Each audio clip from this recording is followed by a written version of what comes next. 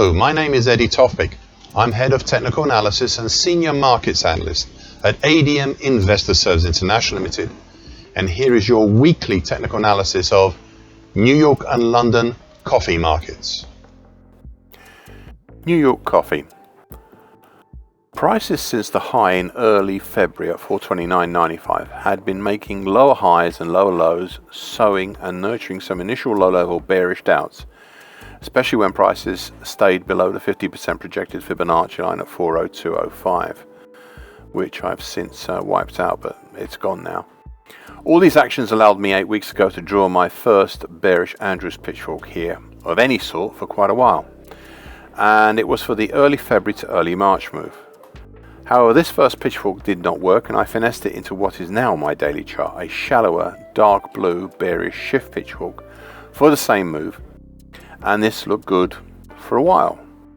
However, prices breached but did not stabilize below the dark blue lower time, currently at 327.30 in mid-April, as well as below the mauve medium moving average, currently 367.90, and then turned higher, pushing back up over the mauve medium moving average, filling in the gap left over in early April, over the dark blue middle time, currently at 354.80, the green flatlining short medium moving average, currently at 380.10, then the dark blue upper time, currently at 382.30, and finally trying up towards the all-time high seen back in February, though not managing to get there.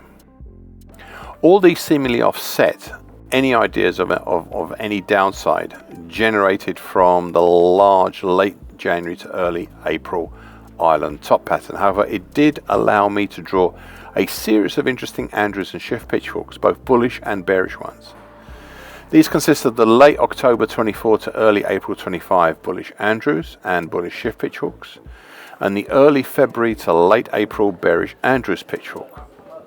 None of these, apart from the original broken, possibly repaired, dark blue bearish shift pitchfork, are highlighted, as to do so would make a complete mess of this daily chart.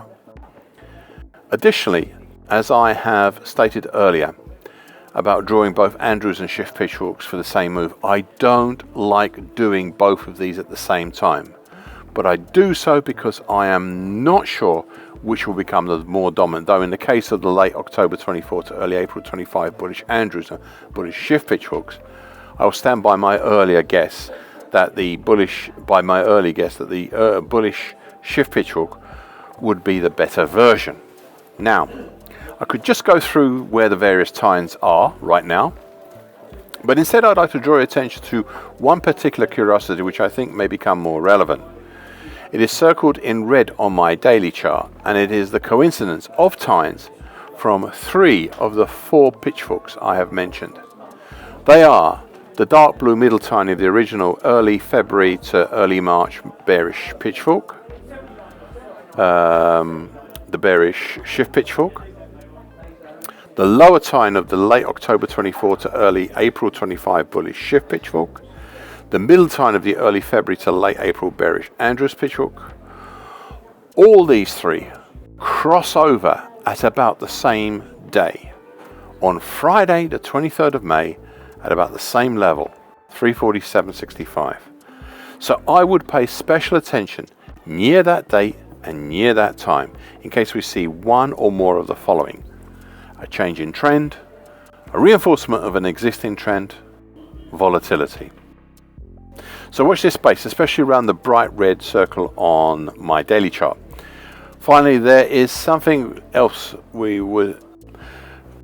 I'd like to look at here. For this, I'm indebted to Ray Bradbury for asking me about New York coffee 12 weeks ago. And I went at the time to my longer term charts, the monthly charts, where we can see some possible insights. You see, on my monthly, longer term charts, I noticed a pattern that had not been immediately obvious to me at the start of 2025 when I last reviewed the longer term charts. It is a multi-year 2012 to 2024 very large reverse head and shoulders bottom for bright red neckline on my daily chart, currently at 274.30.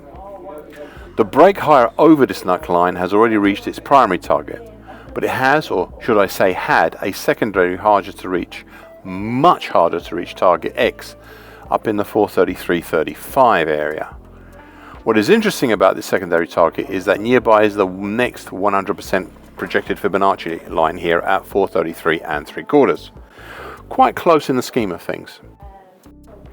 So what does this mean? Does this mean the market will turn at these levels? Up to now, I was not able to say, though we did have a monthly shooting star pattern, usually seen as a bearish pattern, in February, and an indecisive doji cross with a long tongue topside on top of it in March. But then April was a bullish engulfing pattern, something which is not that surprising given the previous month was an indecisive doji cross. However, I have been wondering, with prices pushing back down for part of last month, and then again now this month below the dark blue upper tine, which is currently 376.65, whether we really have topped out. I've said earlier for months now that, and I quote, if there ever was an area where the market could hesitate on the top side, then the 433 35 to 433 3/4 area would be a reasonable choice. End of quote. I also added to watch that area and any approach to that area very closely. It may be that February's shooting star pattern might have been the final move in the attempt higher, managing to reach just under target X before heading lower. Now please bear all these things in mind as we go forward this week. London coffee. 19 weeks ago I drew a new large pattern that even now encompasses all the recent significant elements within it. It is not ideal and also quite large, but it's still there. It is the bright red, shallow, large bull channel, currently 48.47 to 61.15. Within this pattern sat other patterns. Most have been retired, but some have not. Additionally, we also have a dark blue early May 2024 to date uptrend, currently at 47.27, that sits just outside and below this pattern. We also had another pattern I spotted and asked to be considered, noted 13 weeks ago, a late January to late February Adam and Eve double top pattern. The primary target was reached 11 weeks ago, and the secondary, harder to reach target, was achieved 6 weeks ago. Whilst pushing down through the 4800 level and even the bright red lower bull channel line in early April, it should be noted that there were no closes below the bull channel line. Indeed, it acted as a support 5 weeks ago, breached but not broken, before later that week gapping higher and back up towards and eventually over the mauve medium moving average, currently 53.28.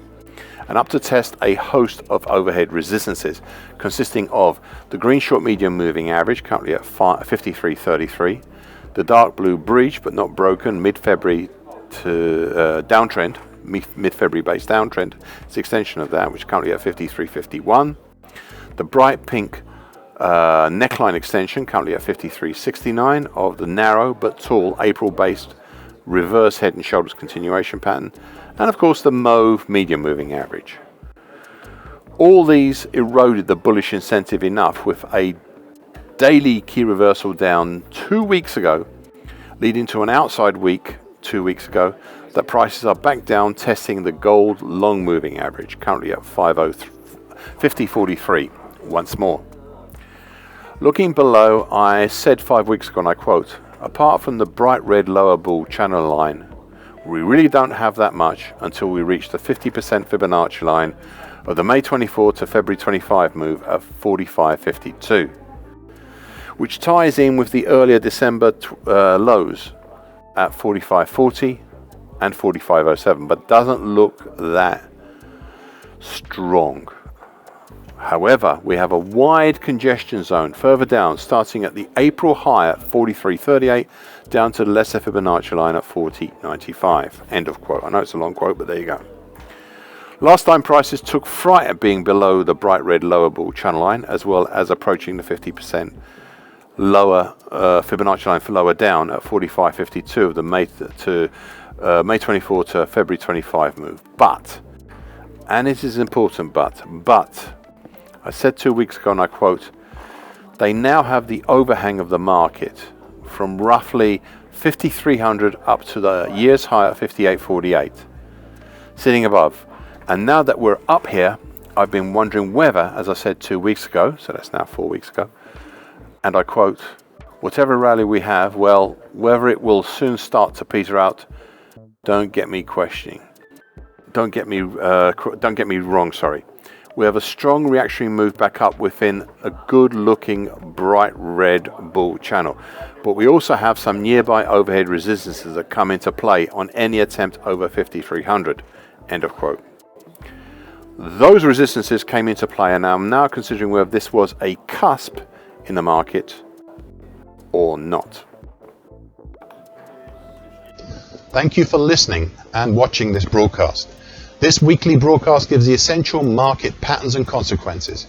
Please be aware of the risk disclaimer posted both at the front and at the back of this broadcast. The copyright is Eddie Tofpik and ADM Investor Services International Limited.